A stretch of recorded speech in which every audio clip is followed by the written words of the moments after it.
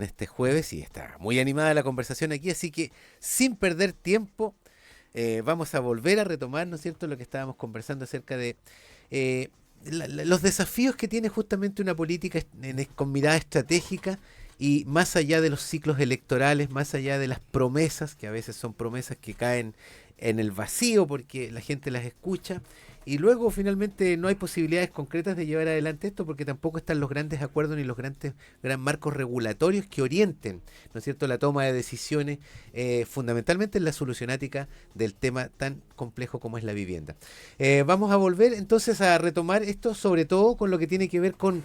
Estábamos viendo y revisando primero la expectativa, comentaba Javier Ovalle acá, la expectativa en 30 años respecto de la casa propia ha bajado de una manera impresionante por un lado y por otro lado tenemos nuevas generaciones que están con el pie en el freno porque no encuentran el camino para efectivamente iniciar un proyecto de consolidación a algo que se llame el sueño de la casa propia, el sueño de la casa, digamos.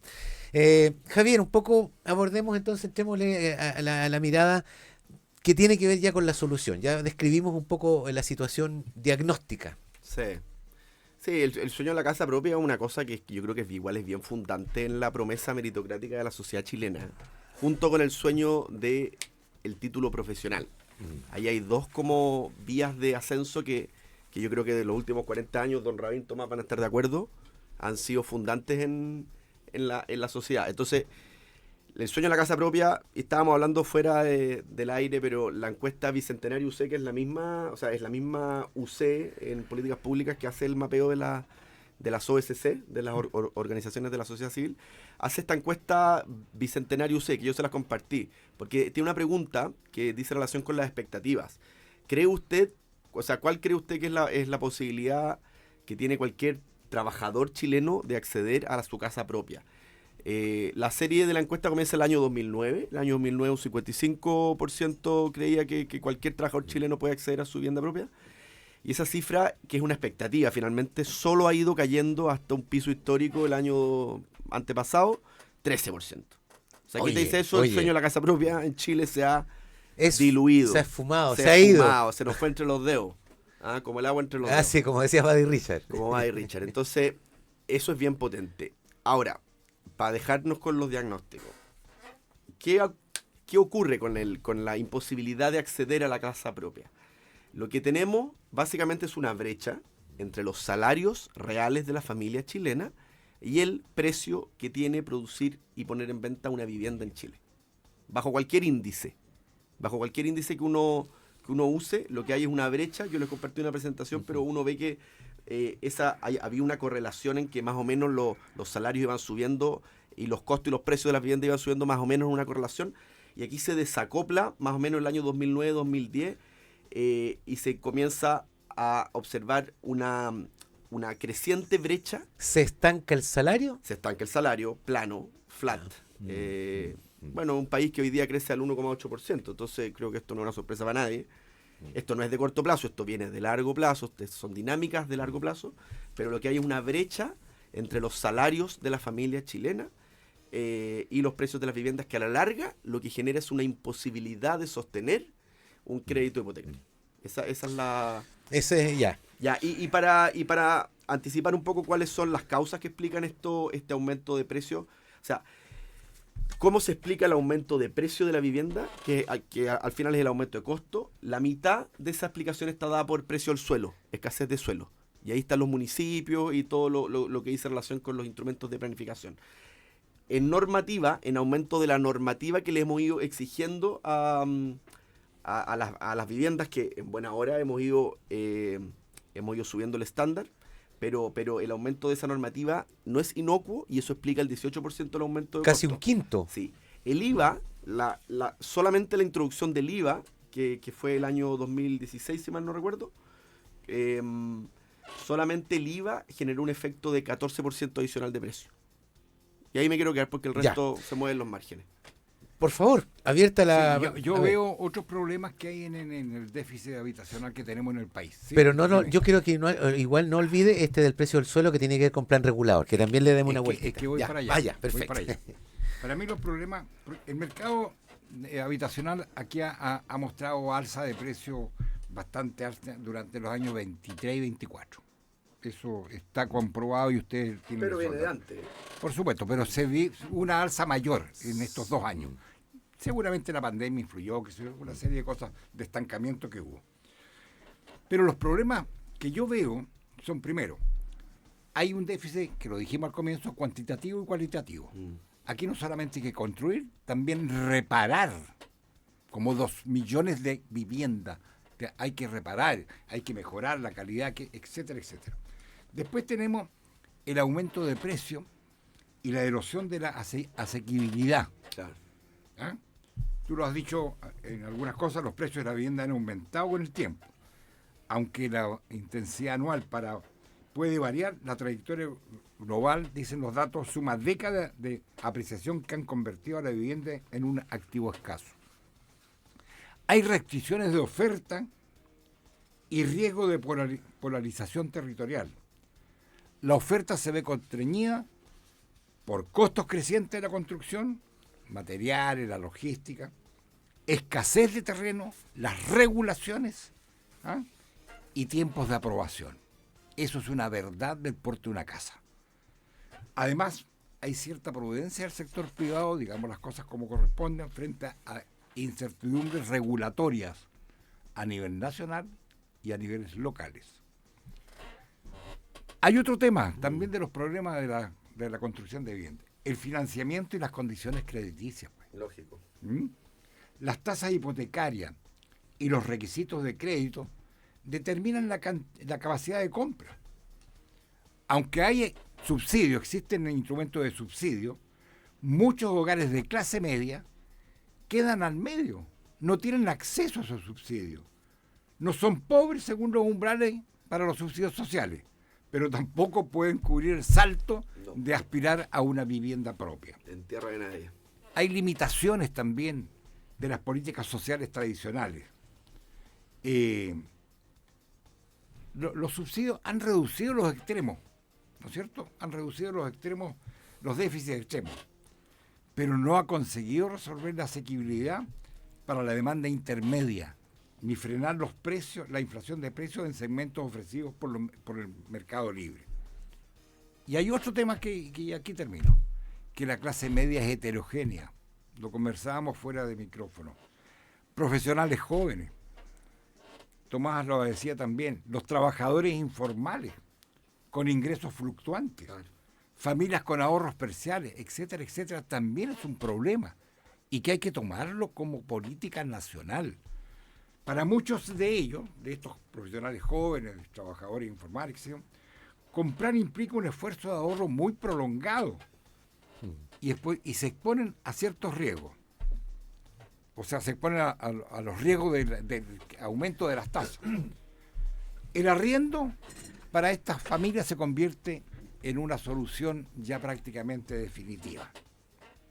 El acceso a los subsidios, y voy terminando, es limitado por los requisitos que le exigen.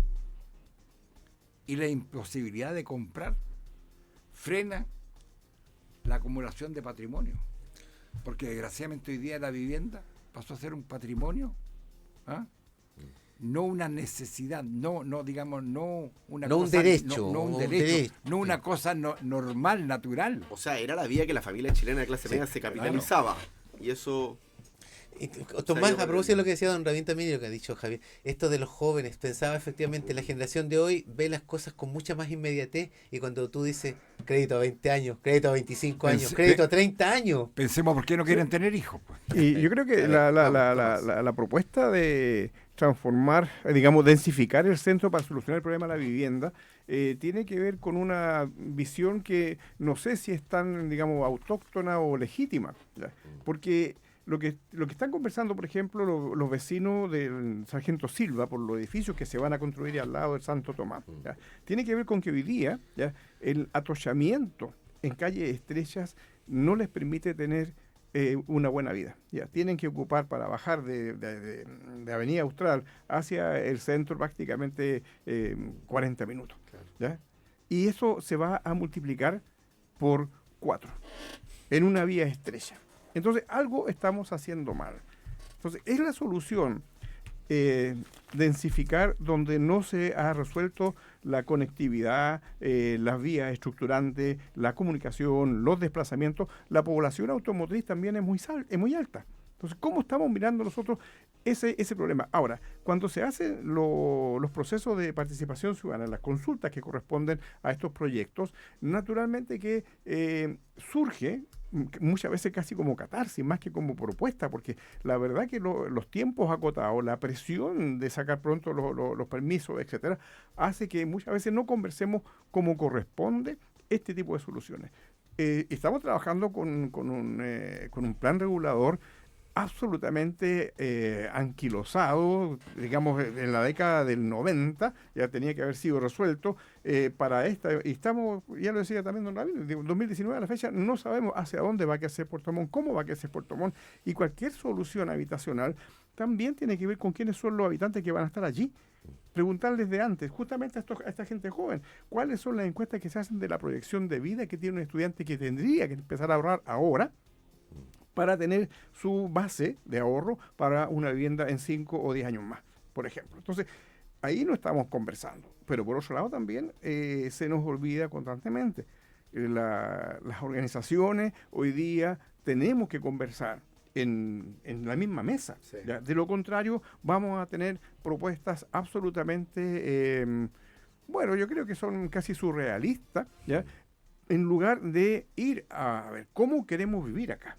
Ese tipo de soluciones, ese tipo de opiniones, y al mismo tiempo la gente, digamos, los sobrinos, los primos, los nietos de la señora Juanita, hoy día están mirando el mundo de otra manera, ¿ya? Y a eso tampoco le estamos preguntando. Entonces, ¿cómo vamos a solucionar esto? Y yo creo que en función de más conversaciones y al mismo tiempo más planificación con la ciudadanía. De lo contrario, vamos a tener una y otra vez el tropiezo con la misma piedra. Y eso ya no deberíamos a esta altura de la vida, digamos, mantenernos en condiciones casi trogloditas para resolver los problemas que son absolutamente modernos. Quería colocar un ejemplo, me acordé, lo traigo a colación para que ustedes... Mire, hablé con un señor que trabaja de chofer en una línea de taxis de aplicación y me contaba que él tiene un hijo que está terminando de estudiar una carrera profesional de 8 semestres en una universidad aquí en Puerto Montt. Ese hijo, ellos eran una familia de esfuerzo que vivían camino al Tepual, en uno de estos pasajes que hay a la altura de la Feria Lagunita. Vivía ahí. Y el tema era que efectivamente tenían un par de construcciones irregulares en estos espacios que son también poco normados absolutamente, ¿no es cierto? Pero el joven de alguna manera evaluó y estudió lo que está hoy día en política pública y como estudiante quiso empezar a proyectar su futuro habitacional, ¿no es cierto?, su futuro de familia, y lo que hizo fue efectivamente hacer un trámite que lo independizara con el registro social de hogares. Tomó contacto con un comité de vivienda, se inscribió en el comité de vivienda, instaló una mediagua en un espacio distinto y con eso logró un subsidio, que le dieran una plata, un subsidio de arriendo, a propósito de que también hay espacio para eso. Y con ese subsidio de arriendo, él lo que está haciendo, no está arrendando, o sea, está arrendando, pero le está arrendando a la mamá. O sea, están haciendo un juego interno a propósito de un espacio acotado desde el punto de vista legal.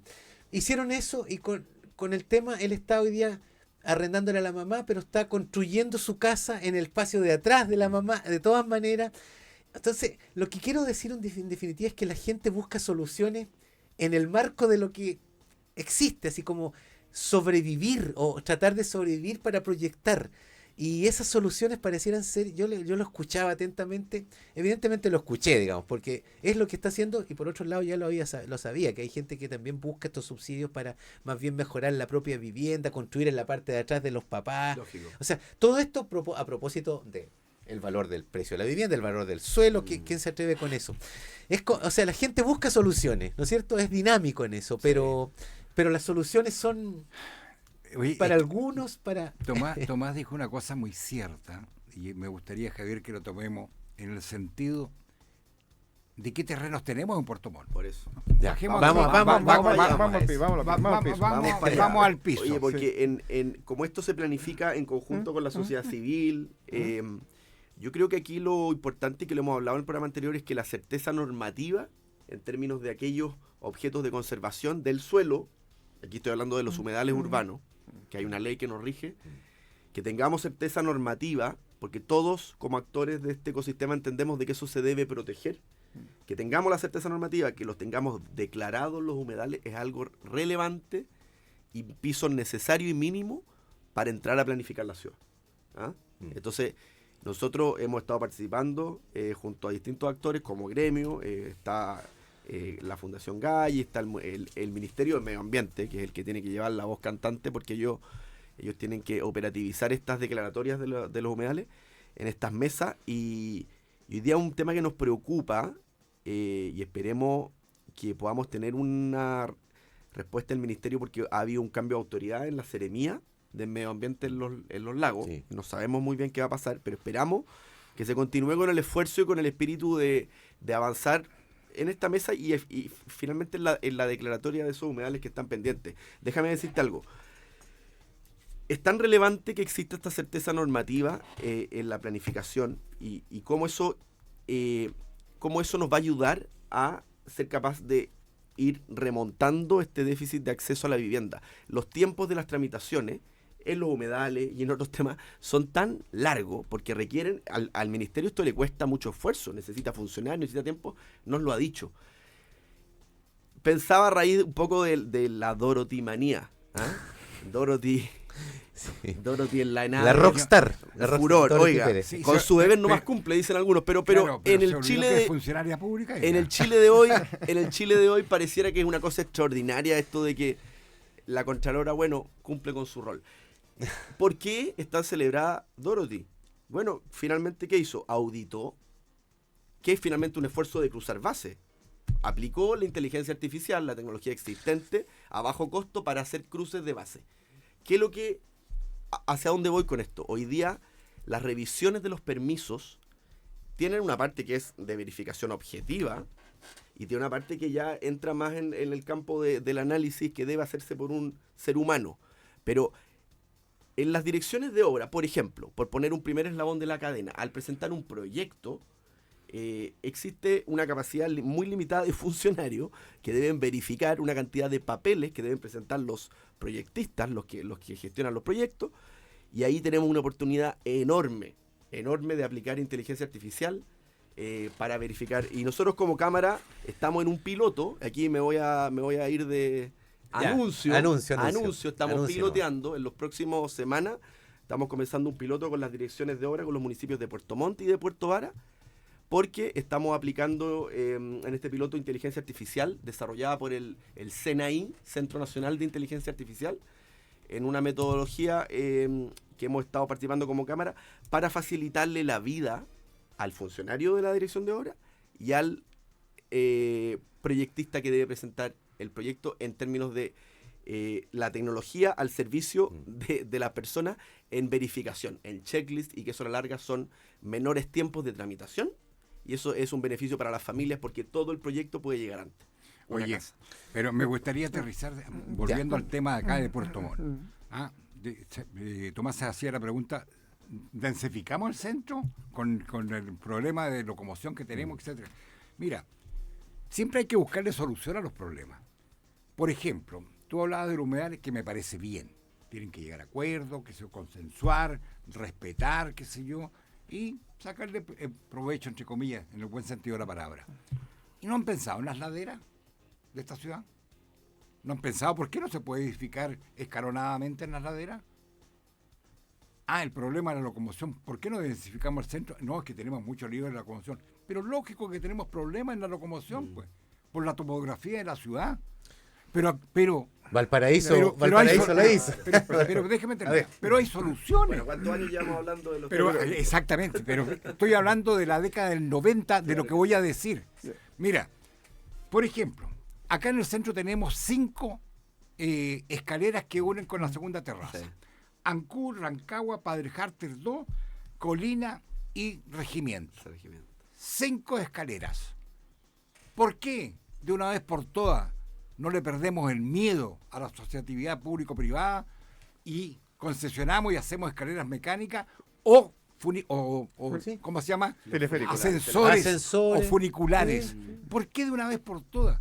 Estamos hablando de la década del 90 de los funiculares. Claro que sí. ¿Ah? De la década del 90. Han pasado tantos años. ¿Me entiendes? Entonces hay solución a los problemas. Si lo que pasa es que hay que tener un poquito de imaginación y menos circo, menos farándula, más acción concreta. La gente quiere solucionar sus problemas. Y con respecto a doña Dorothy, que todo el mundo hoy día la tienen santificada, Sí. es re fácil lo que hace ella. Porque todos los funcionarios de la Contraloría son de su exclusiva confianza, menos el subcontralor. ¿En qué repartición pública el jefe tiene a todos de su exclusiva confianza? En segundo lugar, ella es funcionaria pública. No se olvide que esta a raíz de la ¿cómo se llama? De la confianza. Ella estuvo 4 años que la quisieron echar. Durante 4 años se mantuvo ahí. Porque el ex contralor no la pudo echar. Bermúdez. ¿Me entiendes? Entonces, y lo otro, que doña Dorothy, con mucho respeto, debiera también preocuparse de la agilidad de sus funcionarios, pues. Porque la tramitación que hay en las contralorías regionales es tremenda. La demora que tienen en resolver los problemas administrativos en las regiones, entonces no mucho circo, no mucha farándula, acciones concretas. Tomás, antes de irnos... Pero Sí. la tecnología, la inteligencia artificial, claro que nos posibilita mucho más dialogar si todos accedemos al mismo mapa.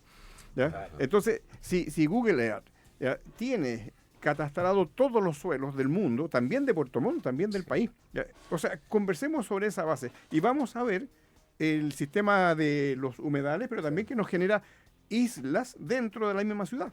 ¿Cómo planificamos dentro de la isla? Lo decía don Rabín recién, estamos conversando el tema de las laderas. Bueno, uno ve en Concón y ve que está construido las laderas, no hubo problema. Me acuerdo del proyecto suyo, don Rabín, en el 2001, de la arborización escénica, ¿ya? Para generar acceso a las laderas, pero al mismo tiempo para dar cuenta de que ese tipo de suelos también son construibles porque hay tecnología. Chile se caracteriza, lo decíamos también anteriormente, por sus formas constructivas antisísmicas, ¿ya? Entonces, ¿una ladera no le va a ganar a esas soluciones? Claro que no. Y por otro lado, el tema de cómo hoy día estas tecnologías que van a la par de la inteligencia artificial también pueden conversar entre ellas. Pero volvemos al punto. Si nosotros seguimos haciendo ciudad, ¿ya? En función de una infraestructura vial que no va a posibilitar esa densificación, vamos a tener problemas más complejos. La idea de la ciudad satélite de Alerce, en la época que se discutía como ciudad satélite, también estaba hablando de una desconcentración, pero también recuperaba la idea antigua de estos dos mega arquitectos locales que decían, hagamos barrios con sus propios centros de servicios para evitar de que haya un solo centro al cual todo el mundo concurre y acarrea una serie de dificultades. Entonces, ¿cómo vamos distribuyendo la carga de la población, la carga vial, los desplazamientos? Entonces, volvamos a conversar con la ciudadanía qué tipo de microcentros queremos. No solamente con el afán comercial, sino que hacer vida de barrio. Y en eso de la habitabilidad tiene que ir a la par de la construcción. En los proyectos de habitabilidad eran una de las dificultades que tuvimos, por ejemplo, 10 años de campamento, donde no se pagó luz, teléfono, agua, ningún servicio, y de pronto llegar a una ciudad donde hay que pagar la luz, hay que pagar el agua. Entonces, esas condiciones de habitabilidad también tienen que ver con la transformación de las personas de ocupantes a residentes. Y ese tipo de trabajo tiene que hacerlo también Factor la autoridad. cultural. Entonces, Sí, yo creo que tenemos que mirar todos, digamos, los factores que inciden. ¿Ya? Y si es multisistémico, bueno, todos los sistemas debemos conversar con todos los sistemas. ¿Te puedo aportar una mirada más? No, vamos a dejar, porque don Iván no, son las 10. Vamos a la pausa, Javier. A la vuelta tú ingresas con la observación y seguimos, porque quiero también traerlos a otros temas de ciudad. Recientemente está el tema de Calle Varas, que vuelve a aparecer hoy día en los medios, y otros más. Vamos y volvemos. Primer café de cooperativa.